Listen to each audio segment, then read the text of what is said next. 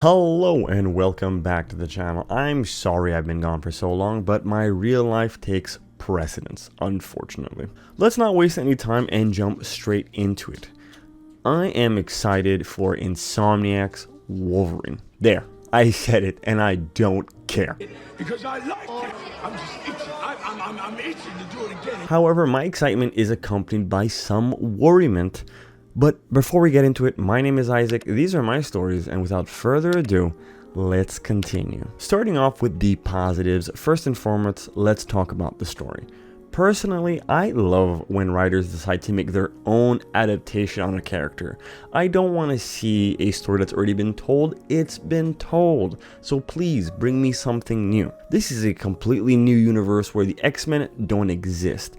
But if you ask me, I believe the X-Men don't exist yet, because eventually at some point I'm pretty sure we're gonna get some type of Marvel's Ultimate Alliance type of situation with the Insomniac verse, but we're gonna need an X-Men game long before that. From what I've seen so far, it looks like the story will not only be taking in different locations, but also in different time periods. We're talking 10, 20, 30 years leap. In the first gameplay reveal trailer, Jean Grey looks like she's in like her 50s, and then in the cinematic trailer, she looks like she's in her 20s. You don't find that suspicious? So what I believe is that perhaps at some point in the game, you're going to see a younger Jean Grey with a younger Logan. It's going to be like a flashback segment, or perhaps that's where the game is going to start, and then we're going to eventually jump through time. Logan loses his memories, or perhaps he meets her after losing his memories. But I do believe that we're going to be moving through decades throughout the story, and eventually where we see Jean Grey looking older, that will be like the current time, that will be the present. I do think it is a risky play, but I am looking forward to seeing something new and different. Wow. Next is the fact that it's not an open world. I cannot express just how happy I am that Wolverine isn't an open world game. We have gotten so many open world games over the years, and often the open world serves as a checkpoint collector. Go over there, grab this, come over here, grab that. You're just running from one place to the other, just checking off a mark. And the biggest crime of any open world game is the boring ass movement, which y'all have heard me complain about time and time again, and I'm not going to stop complaining until something is done about it. By not having an open world and keeping the story levels linear, it will make the levels feel more handcrafted, and walking from place to place will not feel as repetitive. The downtimes will actually be welcome, as opposed to the open world where you're just walking for miles and miles and miles hoping to encounter something interesting. But worry not, because even though we're playing levels, we're still going to have explorable areas and collectibles to find. For those of you who are worried about missing something during your first run, fret not, because by going to sleep you can revisit Logan's memories, allowing you to replay missions. And for those you caught from the hardcore cloth, the game is coming out with new Game Plus day 1. I cannot say how happy I am. I don't know why so many studios develop the habit of releasing new Game Plus like months and months later. Perhaps it's because the game wasn't ready at launch. Spider-Man 2. Yeah, boy. So to see them putting out a new Game Plus at launch is definitely a positive sign for me. Now that we've spoken about what has me excited, we're going to discuss what has me worried.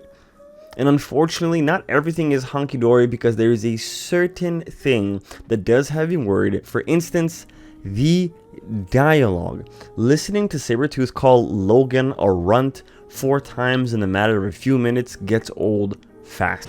We don't need you, runt. Even though Insomniac did a great job with Spider-Man 2018, they kind of lost the plot with Spider-Man 2. And I'm afraid that this M-rated game is going to have that family Marvel-esque humor. I don't mind humor in my Wolverine games. I simply wish that the developers can trust their audience to sit with an uncomfortable moment from time to time without the need to immediately lift our spirits with a Marvel-like joke. And let's not forget the sheer number of characters we've seen so far. Sabretooth, Jean Grey, Mystique, Minister Sinister, and Bolivar Trask, and many, many more.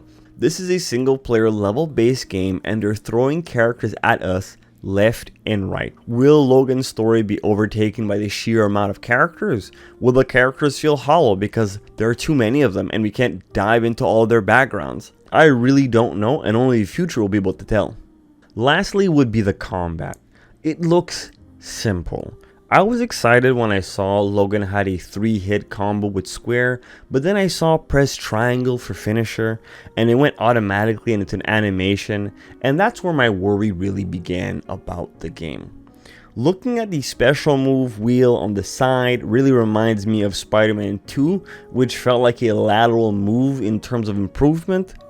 It looks good and flashy, but the game basically plays itself and ultimately turns the game into a button masher. Like, I'm hoping that we're going to be able to mix up square and triangle, not just you press triangle, it's automatically a finisher. Or at the very least, if you do square triangle, it'll be a finisher. If you do square square triangle, it'll be a different kind of finisher. At least give me like the Muso Dynasty Warriors minimum level of depth in your combat. Like, that's the bare minimum I feel at this point, because Spider-Man 1 and 2 was really lacking in their combat, and I'm just hoping that Wolverine is going to take the opportunity to do something better with that triangle button instead of just having it sit there for finishers.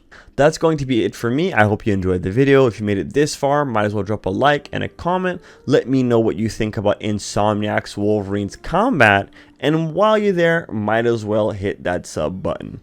A huge thank you for those of you who stayed till the end, and as always, I'll see you guys next time.